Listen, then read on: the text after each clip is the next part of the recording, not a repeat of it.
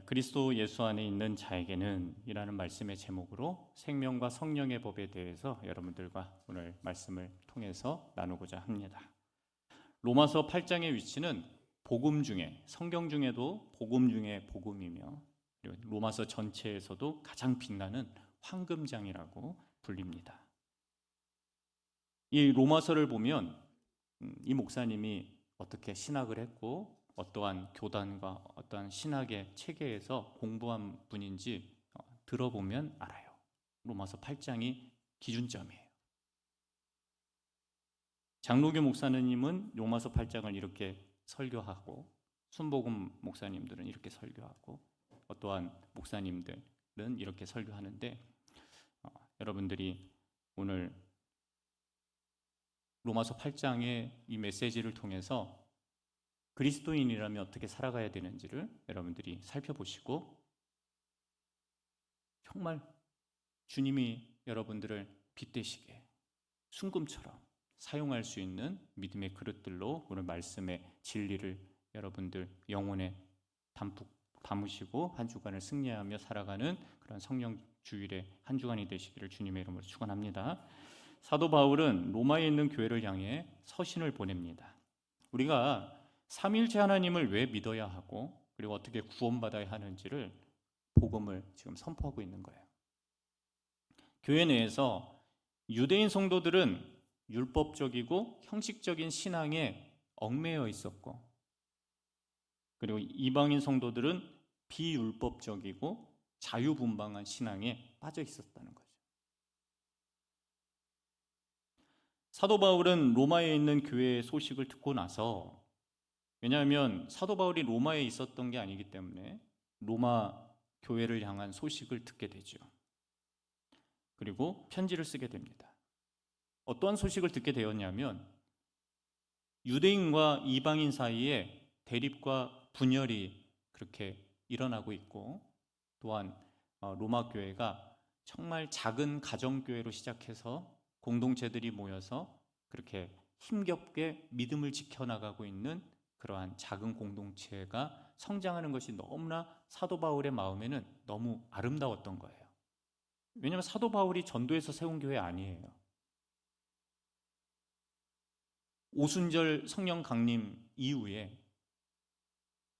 누군지는 모르겠으나 로마에 흘러간 유대인 성도들 가운데 한 가정인지 아니면 어떠한 주님의 무리 가운데 제자인지 모르겠지만 복음을 전했고 그 가운데 이방인들이 복음을 받아들였다.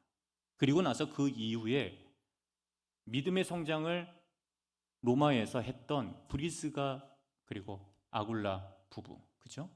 브리스길라와 아굴라, 그리고 브리스가라고도 하고 아굴라라고 하는 그 부부가, 브리스가는 여자죠. 그리고 아굴라는 남자죠. 그 부부가 첫 번째 로마의 유대인 탄압에 의해서 잠시 고린도로 나오게 됩니다. 그때 사도 바울에게 복음을 접하고 사도 바울의 일을 돕는 자가 되죠. 그러한 인연에 의해서 브리스가와 아울라는 다시 로마로 들어가게 되고 베베는 이 사도 바울이 쓴 이 서신을 품에 품고 배를 타고 로마로 들어가서 로마 교회에 전달을 하죠. 이게 바로 로마서의 시작이에요. 그러니까 유대인 성도들과 이방인 성도들의 대립과 분열을 해소하는 데 목적을 두고 있고요. 그리고 복음을 전도하고 선교하는 공동체로 성장하여서 결국은 유럽의 중심적인 교회로 성장하면 좋겠다라는 사도 바울의 심경이 들어가 있는 말씀이 뭐예요? 다 같이 따라해 보겠습니다. 로마서. 네, 그래요. 맞아요. 바울은 로마에 있는 교회의 그 내에 유대인과 이방인 사이에 좀 어려움이 좀 있죠. 유대인들은 민족적 특성이 있고 이방인들은 약간 종교적인 부분에 있어서 좀 자유분방한 그러한 기질이 있기 때문에 거기에서 오는 부딪힘이 있죠. 예를 들어서 유대인들은 할례에 대해서 자랑하고 그리고 꼭 식사를 할 때는 무조건 손을 씻고 그렇게 해야 되는 정결 예식에 아직도 젖어 있어요. 그거에 얽매여 있어요. 형식적이고 율법적인 것에 얽매여 있고, 자유로운 사람들은 그냥 와서 손을 씻지 않고 덥석 음식을 집는 것을 유대인들이 과연 좋아할까요?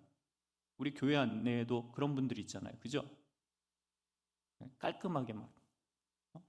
그런데 그런 거 신경 쓰지 않고 막 좀 털털하게 이렇게 신앙생활하는 분들도 있고. 그러니까 교회가 다양한 모습에 있었다라는 거죠. 바울은 유대인과 이방인 사이가 좋아지게 만드는 해결책을 제시하고 있어요.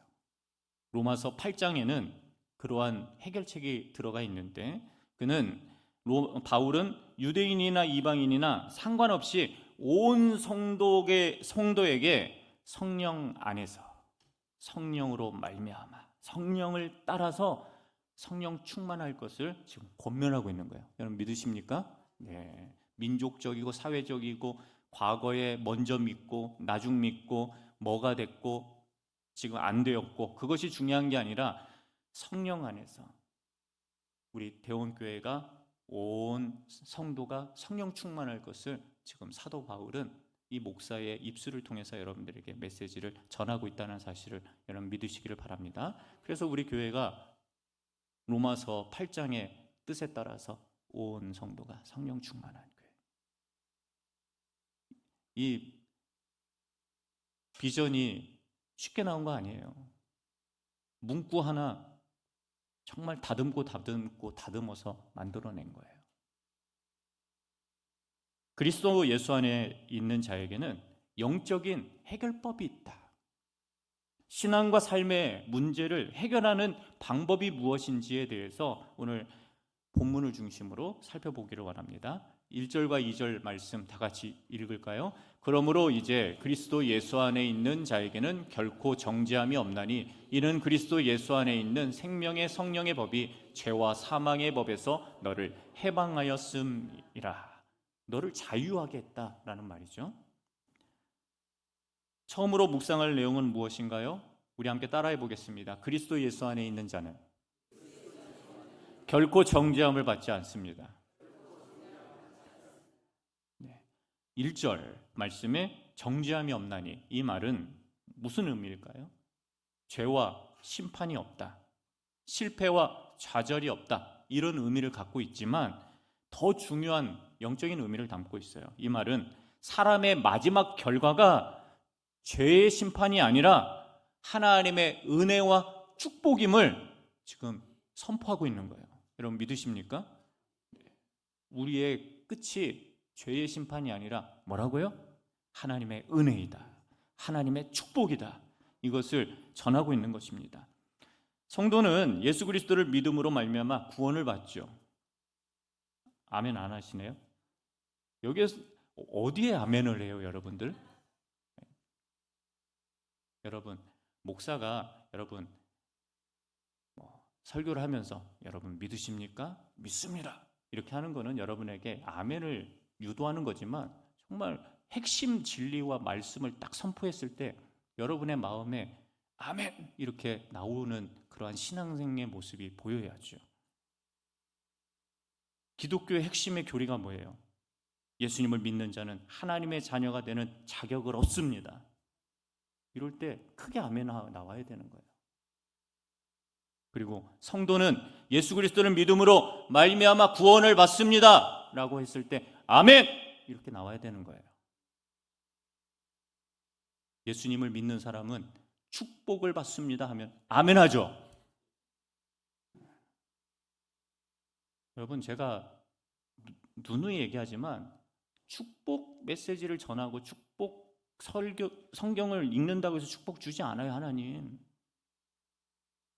또 얘기해야 되는, 하나님은 반드시 돌아오는 자에게, 하나님의 뜻대로 돌아오는 자에게 복을 주십니다. 예수님 뜻대로 말씀에 순종하는 자에게 복을 주십니다. 네, 그거예요. 그거 외에도 복을 받으면 그냥 주님은 일반 은총에 따라서 열심히 우리 반주자 김태형 반주자가 열심히 팥을 심으면 팥이 나고 우리 안수 집사님들이 콩을 심으면 콩이 나듯이 하나님은 모든 인류에게 인과 응보의 법칙에 따라서 일반 은총을 다 주셨어요. 그러나 특별히 자기가 구원할 대상, 믿는 자에게 있어서는 하나님은 반드시 하나님의 말씀에 순종하는 자에게 하늘의 유업을 주신다. 그것이 여러분에게 꼭 믿음에 담고 있어야 될 말씀이라는 사실을 믿으시기를 바랍니다. 오늘 첫 번째 우리가 처음으로 묵상할 말씀의 첫 번째 포인트는 뭐냐면 생명과 성령의 법, 즉 생명의 성령의 법은 그리스도 예수 안에 있다라는 거예요. 우리의 주인은 예수 그리스도가 맞죠. 그렇다면 우리가 누리는 법은 생명의 성령의 법이죠. 우리는 어떠한 주인의 품 안에서 살아가느냐에 따라서 우리에는 천차만별이에요. 우리의 위치와 지위는. 그것을 반드시 알아야죠. 예수님이 나의 주인이시고 태초부터 하나님과 이 땅을 운영하셨고 이 세상에 디자인하신 분이시고 이 세상의 빛이시고 이 세상의 복음이시고 이 세상의 복된 소리이시고 영원한 말씀 그 자체이신 예수님께서 육신을 따라 이 땅에 오셔서 십자가에 인간이 되셔서 죽으셨다. 그 사실이 진리가 되고 그것이 우리의 믿음이 되어야 할 줄 믿습니다. 맞아요. 우리가 생명의 성령의 법 안에서 살아가야 진정한 영적인 자유를 누리죠.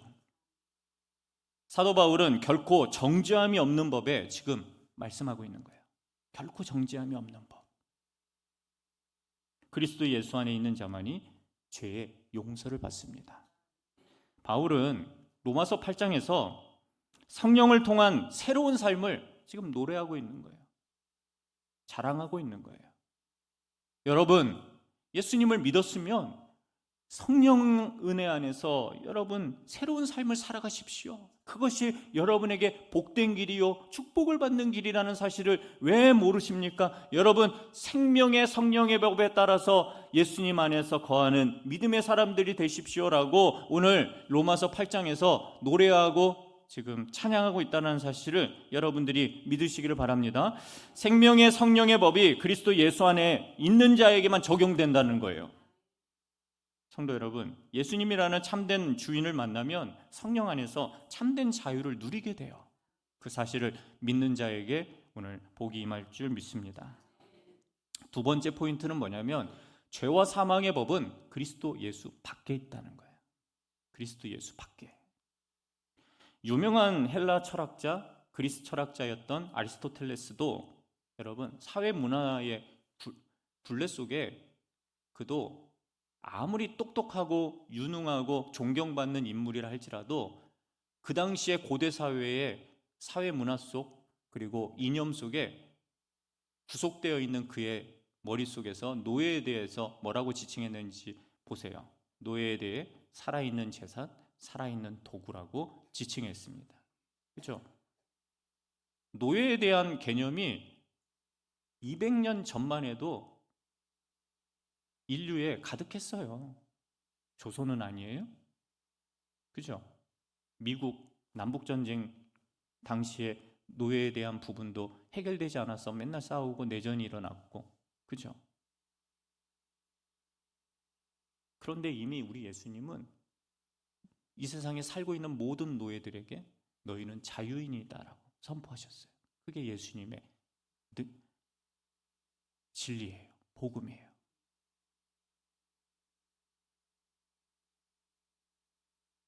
로마의 노예는 좀 새로운 이해가 필요한데요. 그리스 노예와 근본적으로 차이가 있었어요. 그리스 시대에는, 헬라 시대에는 그 땅을 정복해서 쳐들어가서 그 민족, 족속을 붙잡아 오면 노예가 됐어요. 로마 때도 그랬어요. 근데 그리스, 헬라적인 노예들은 개념은 뭐냐면 한 번 노예는 영원히 죽을 때까지 노예예요. 그런데 로마 시대의 노예가 속량을 받을 수 있어요. 그래서 로마의 노예는 주인의 인격과 공로에 따라서 노예 신분에서 얼마든지 벗어날 수가 있잖아요. 그죠? 그래서 글래디에이터가 나온 거예요. 자, 그러나 이러한 노예법에도 불구하고 노예들은 늘 죽음을 옆에 끼고 순간순간 살아가는 주인의 소모품과 도구에 불과하지요. 어떠한 주인을 만나면 노예에서 속량받을 수도 있고, 어떤 주인을 만나면 몽학 선생처럼 주인의 자녀들을 옆에서 가정교사처럼 도와줄 수 있는 그러한 노예들도 있었어요. 노예들이 다 멍청하다고 생각하시면 안 됩니다. 여러분, 로마가 소아시아에 쳐들어가서 그 지역에 훌륭한 철학자를 잡아오면은 그게 철학자예요, 노예예요? 노예잖아요. 그러한 똑똑한 노예들을 몽학 선생처럼, 가정교사처럼 자신의 자식들에게 수학, 언어, 역사, 그런 것들을, 싸움, 이런 것들을 가르쳤다는 거예요. 그러니까 선한 주인을 만나면 자유로운 거죠, 노예들은. 그런데 악한 주인을 만나면 그 가운데 로마 제국에서 가장 힘든 노예들이 어떤 노예냐면 배 밑에서 노젓는 노예들. 배너에 나오잖아요. 그게 가장 힘들어요.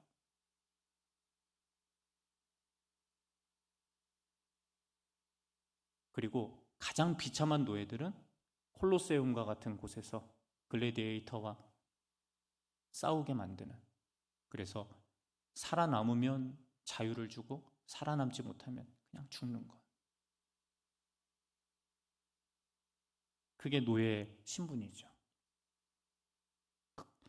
사도 바울은 로마의 노예를 염두에 두고 로마에 있는 교회 성도들을 향해 지금 권면하고 있는 거예요.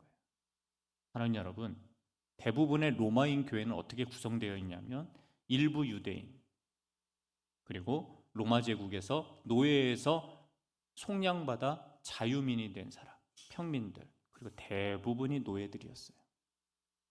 교회 구성원이 그렇게 되었어요. 대원교회 구성 멤버들도 보면 대략 나오잖아요. 회중 분석이 나오잖아요. 우리 교회 분들은 이러한 사회에서 이러한 생활을 하고 이렇게 신앙생활하고 이러한 가족들이 모여 있고 이렇게 신앙생활한다.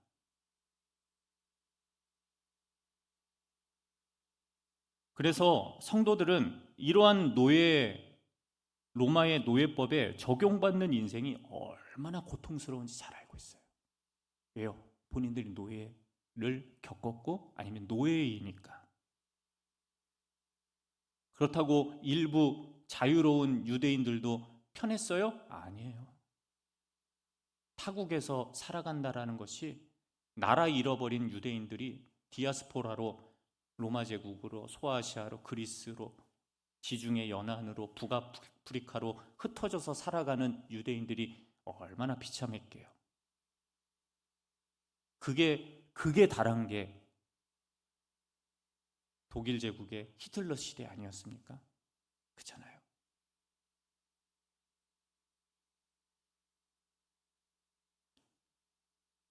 로마서 8장 3절과 4절 말씀을 보면서 우리가 한번 육신과 영에 대한 부분을 이해해 보도록 하겠습니다. 3절 4절 한번 보겠습니다. 다 같이 읽습니다. 율법이 육신으로 말미암아 연약하여 할 수 없는 그것을 하나님은 하시나니 곧 죄로 말미암아 자기 아들을 죄 있는 육신의 모양으로 보내어 육신의 죄를 정하사 육신을 따르지 않고 그 영을 따라 행하는 우리에게 율법의 요구가 이루어지게 하려 하심이니라. 아멘. 이 말씀 여러분 쉽게 생각하면 예수님의 바늘귀 사건하고 그 비유하고 똑같은 말이에요. 우리는 낙타를 이 바늘귀에 집어넣을 수 없어요.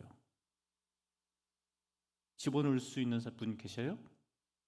갈아서 하지 말고, 이 끔찍한 말 하지 말고 못 넣어.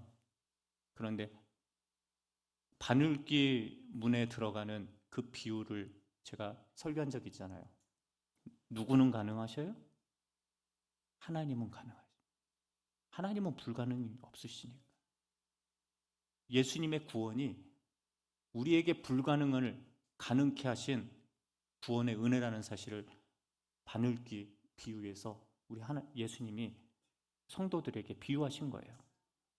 인간은 못해요. 그러나 하나님은 하시다. 하나님은 가능하시다. 하나님의 능력은 불가능이 없으시다. 그것이 바로 우리에게 말씀하시는 지금 로마서 8장 3절과 4절 말씀도 그 말씀이에요.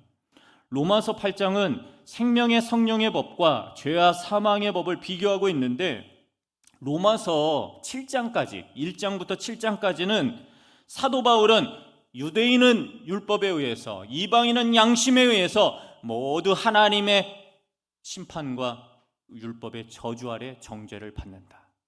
이거는 동일하다. 하나님을 떠난 자는 사망과 심판이라는 법적인 심판을 이미 받은 거예요. 우리는 이미 받았어요.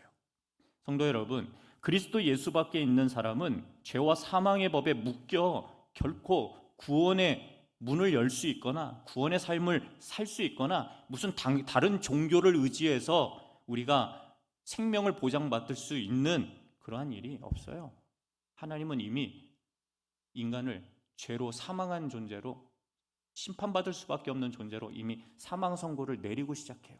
그것이 로마서 1장부터 7장의 말씀이에요.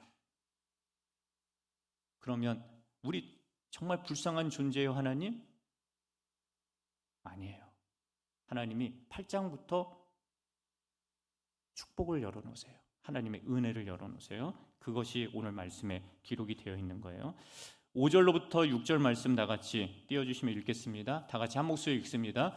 육신을 따르는 자는 육신의 일을, 영을 따르는 자는 영의 일을 생각하나니 육신의 생각은 사망이요 영의 생각은 생명과 평안이니라. 아멘. 믿으십니까? 네. 다음으로 묵상할 내용은 무엇입니까? 그리스도 예수 안에 있는 자는 육신대로 살지 않습니다라는 거예요. 육신대로 살지 않습니다. 내가 혹시나 육신대로 살려고, 마귀의 유혹에 넘어가서 육신대로 살려고 할 때도 내 안에 계시는 성령님은 우리를 스탑하시죠. 야, 이건 하지 마. 넘어가지 마. 짓지 마. 죄를 짓지 마. 야, 하나님께 죄를 지은 그 모습으로 어떻게 하나님 앞에 나올 수 있니? 회개해. 성령님이 하시는 역할이시죠. 육신을 따르는 자는 육신의 일을 생각합니다. 이에 따라서 육신의 생각은 사망이라는 결과가 나와요. 사도 바울은 하나님의 일을 생각하면 성령의 사람이 되고, 육신의 일을 따르는 사람이 되면 육신에 속한 사람이 된다라고 지금 평가를 이미 내리고 있어요. 여러분은 어떻습니까? 여러분은 육신의 일을 따르는 사람입니까? 아니면 영의 일을 따르는 사람입니까? 자, 함께 따라하겠습니다. 나는 영의 일을 따르는 사람이다. 근데 속으로는 우리 목사님 웃기시네. 육신의 그대로 살 거예요. 그러면 그런 자는 믿지 못하면. 오늘 말씀 두 번째 말씀의 포인트 첫 번째는 육신을 따르는 자는 육신의 일을 생각하고 사망에 이른다라는 거예요. 육신의 생각이란 무엇일까요? 육신의 생각은 죄로부터 타락하여 범죄한 인간의 본성의 특징을 말하는 거예요. 육신의 생각. 이 마인드가 육신에 속해 있으면 인간 죄성의 본성이 드러나죠. 인간은 죄의 유혹을 받으면 계속해서 육신과 쾌락의 일을 생각하고 끊임없이 추구해요.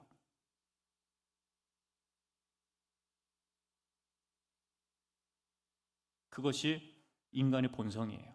그것이 7절과 8절의 말씀에 기록이 되어 있는데 한번 보겠습니다. 육신의 생각은 하나님과 원수가 되나니 이는 하나님의 법에 굴복하지 아니할 뿐 아니라 할 수도 없음이라. 육신에 있는 자들은 하나님을 기쁘시게 할 수 없느니라. 아멘. 하나님의 법에, 생명의 성령의 법에 복종하지 않는다. 순종하지 않는다. 성도는 육신의 생각에 따라 하나님과 원수가 되지 말아야 돼요. 여러분 믿으십니까? 네. 우리가 하나님의 법에 따라 살 때 하나님을 기쁘시게 할 수 있는 거죠. 하나님은 육신의 생각대로 사는 삶을 정녕 기뻐하지 않습니다. 성도 여러분, 육신의 생각은 하나님과 원수가 되는데 육신에 속한 자들처럼 하나님을 기쁘시게 할 수 없는 삶에서 여러분들이 오늘부터 벗어나시기를 주님의 이름으로 축원합니다. 네. 우리 두 번째 보면 영을 따르는 자는 영의 일을 생각하고 생명과 평안에 이른다. 네. 성령이 내 안에 계시면 영의 일을 생각하죠. 영의 일이 뭐예요? 복음을 전하고 말씀을 읽고 예배를 드리고 기도를 할 마음이 생기고 구제를 하려고 하고 섬기려고 하고 감사할 일을 하려고 하는 그 삶이 드는 것. 그 생각으로 살아가면 뭐예요? 생명과 평안이다. 그것을 우리 주님이 말씀하고 있는 거예요. 로마서 8장 5절 말씀에 영을 따르는 자는 영의 일을 생각한다. 그리고 로마서 8장 6절 상반절에 보면 영의 생각은 생명과 평안이니라. 예수님은 율법의 모든 요구에 따라 죄의 심판을 십자가에서 단번에 해결하셨어요. 근데 이것마저도 안 믿어. 그럼 결국은 어떻게 돼요? 마지막 날에 심판대에서 서야죠.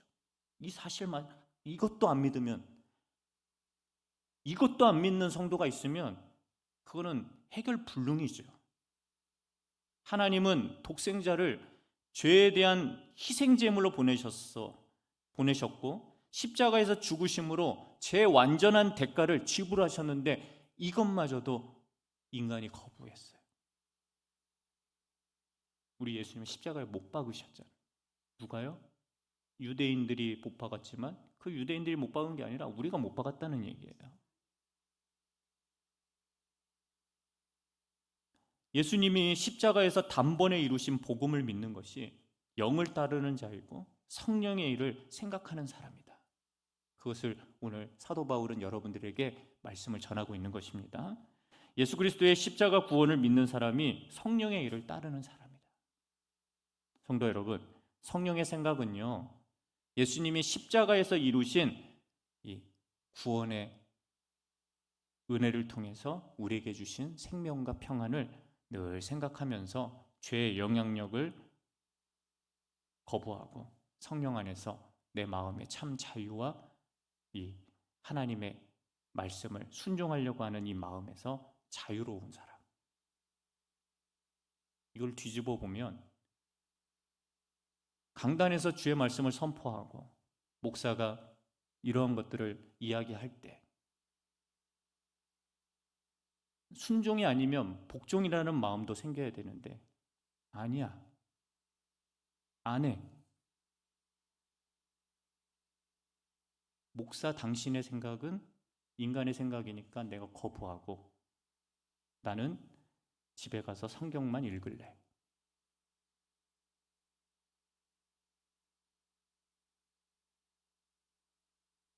그렇게 생각하시는 분들이 있으세요?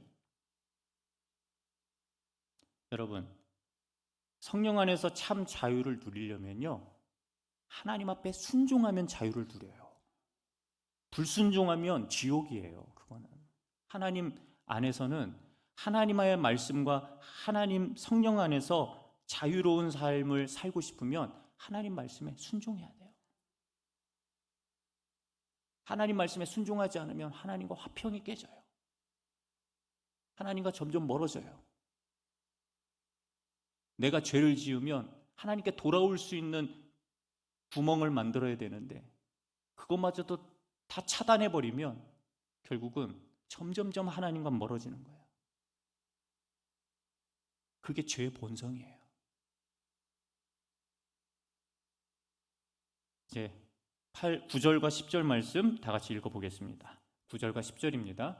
만일 너희 속에 하나님의 영이 거하시면 너희가 육신에 있지 아니하고 영에 있나니 누구든지 그리스도의 영이 없으면 그리스도의 사람이 아니라 또 그리스도께서 너희 안에 계시면 몸은 죄로 말미암아 죽은 것이나 영은 의로 말미암아 살아있는 것이니라. 아멘.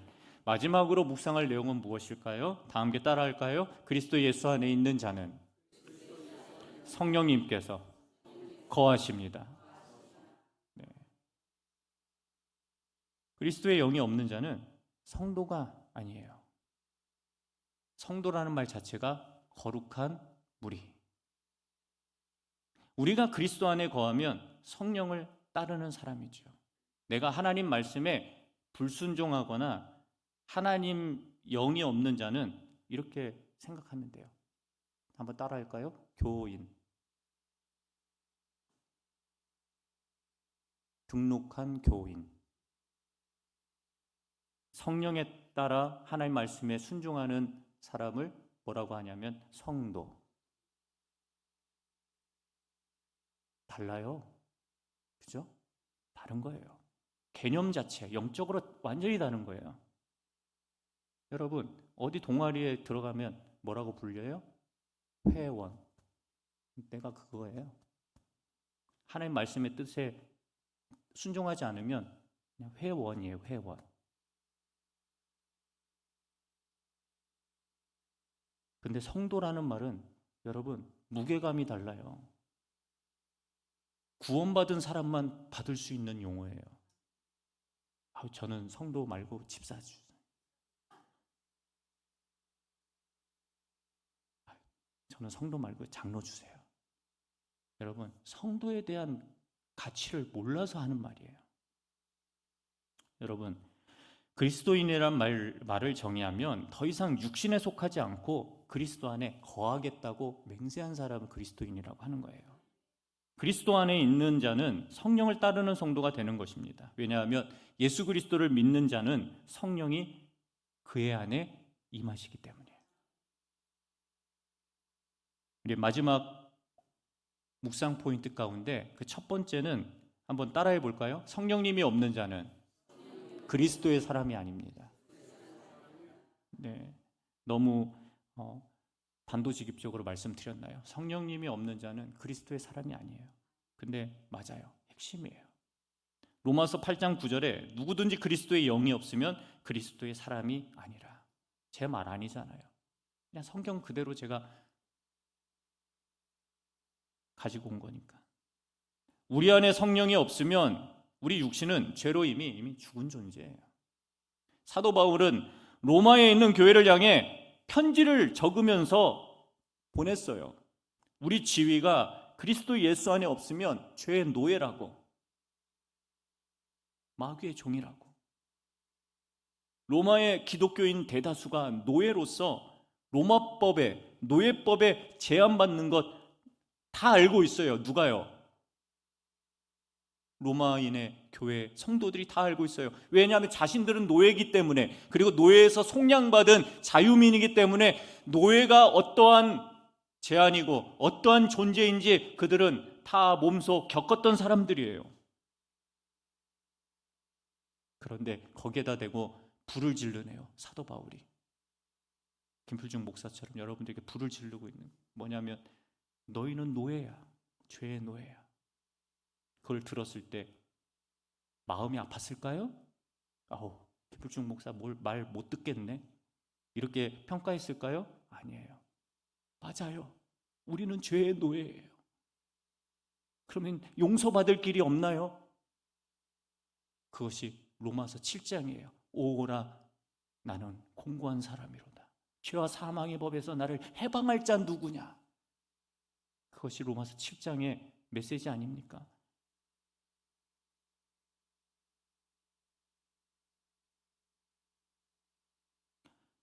사랑하는 여러분, 그렇다고 해서 로마의 기독교인들이 로마 제국에서 탈출하여 악한 주인의 집에서 모두 도망하지 않았어요. 로마에 있는 성도들은 복음으로 변화되어 비록 악한 주인이라 할지라도 복종했어요. 그리고 악한 노예법의 테두리 속에서도 고난과 고통을 감내했어요. 그들의 육신의 모습은 노예로 죽었을지 모르겠지만 하나님의 나라의 노예로 살고 있을까요? 아니에요. 영원한 하나님의 자녀로 살고 있다는 사실을 로마인 교회 성도들은 믿었어요. 그럼 믿으십니까? 진짜 우리의 위치와 정체는 뭐예요?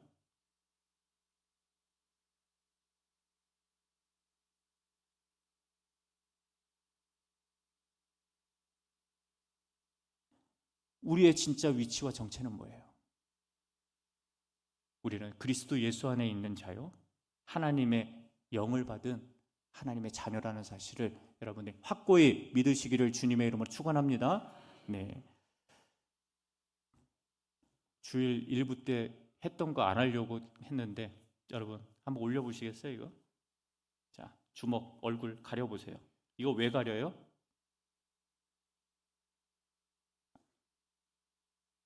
용용 죽겠지 하려고 한 게 아니라 권투 선수가 이 주먹을 올리는 건 뭐예요? 안 맞으려고. 그잖아요. 이거 올리는 이유가 한 가지밖에 없어요. 눈과 이 턱을, 코를 보호하기 위해서.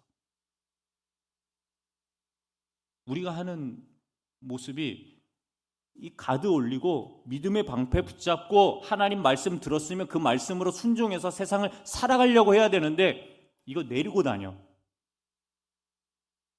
내리고 다니면 어떻게 돼요?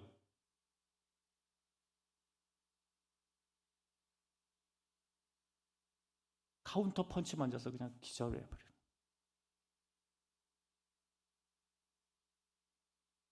내 몸에 질병 생기면 기절해버리고.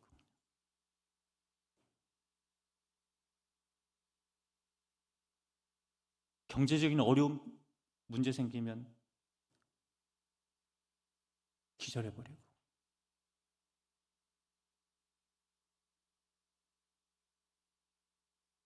그래도 우리는 하나님의 자녀라는 것, 우리 주님은 한 번도 여러분을 의심한 적이 없어요. 왜요? 예수님의 십자가의 보혈이 그만큼 값어치가 있기 때문에. 여러분, 제발 이거 올리고 다녀요. 이거 내리고 다니면서 마귀의 유혹에 스트레이트 한 대 맞고, 여러분이 짓는 죄 때문에 잽잽잽 맞고, 맨날 주여, 제가 코를 맞고 왔어요. 제가 입술을 맞고 왔어요. 이렇게 교회 찾는 것이 아니라 들어올 때부터 뭐 무슨 우리 교회 들어오면 무슨 번제단에 재물 끌고 오는 사람처럼 그런 느낌으로 교회 들어오면 안 되잖아요. 그죠? 정말 세상에서 승리한 밝은 모습으로 교회에 들어와서 목사님 승리했습니다. 이렇게 얼굴 보여주는 성도가 좋지. 그냥 물상으로 입구에 들어서는 성도 보면은 좋지 않잖아요. 목사님, 저 가드 잘 올려서 막았어요. 믿음의 방패로 얼굴 보호했어요. 몸 보호했어요. 이렇게 한 주간을 승리하며 살아가는 우리 대원의 가족들 되시길 바랍니다. 내가 주일 일부러 어떻게 설교했더라. 자, 말씀을 정리하고자 합니다. 그리스도 예수 안에 있는 자는 성령님께 거하는 사람입니다. 우리는 성령 안에서 살기 때문에 더 이상 육신의 노예나 포로가 아닙니다. 더 이상 육신의 생각대로 살아서도 안 됩니다. 여러분, 하나님께 순종하는 자가 뭘 누리냐면, 함께 따라하겠습니다. 참 자유를 누립니다. 진짜예요. 순종해 보세요. 감사해 보세요. 말씀을 지켜보세요. 자유로워져요. 우리가 누려야 할 가장 큰 기쁨은 더 이상 죄의 노예가 아니라 자유인으로 살아가는 거예요. 이 땅 가운데에서 우리가 받아야 할 모든 죄와 심판의 값을 예수님이 십자가에 우리를 위해서 단번에 죽으심으로 예수님이 대신하여 우리를 용서하셨고, 하나님께서 그 구원의 은혜를 통해서 우리를 이제는 자유로운 하나님의 백성으로 삼아주신 것 여러분 믿으시길 바랍니다. 맞아요. 그 사실이 없으면 우리는 이제도 죄의 노예고 저제도 마귀의 종이고 그렇게 살아갈 수밖에 없다라는 거예요. 그리스도 예수 안에 있는 우리는 육신에 따라 죄와 사망의 법으로 살아가지 않습니다. 예수님을 믿고 구원받은 우리에게는 결코 정죄함이 없어요. 잠시 죄를 지을 수 있죠. 그렇다고 하나님 안 버리세요. 좀 착각하지 마라. 회개하면 돼요. 돌이키면 돼요. 하나님 말씀 붙잡고 다시 순종의 길을 가면 돼요. 예배 한번 빠진다고 하나님 벌 주시는 분 아니에요. 하나님 그렇게 쫌생이 하나님 아니세요. 그런데 예배 한 번이 10번이 되고 1년이 되고 10년이 되면 구원과는 빠이빠이예요. 그걸 몰라요, 우리가. 사랑하는 여러분, 더 이상 죄와 사망의 법에 종속된 죄의 노예가 아니라 하나님의 자녀로 쓰임받는 이 땅 가운데 하나님의 백성으로서 여러분 정말 믿음의 방패를 올리시고 믿음의 승리로 여러분 싸워서 한 주간 성령 충만하여 잘 죄와 싸워 이겨서 승리하며 돌아왔습니다. 하나님께 기뻐하는 감사의 기도를 하시는 우리 대원의 가족들 되시기를 주님의 이름으로 축원합니다.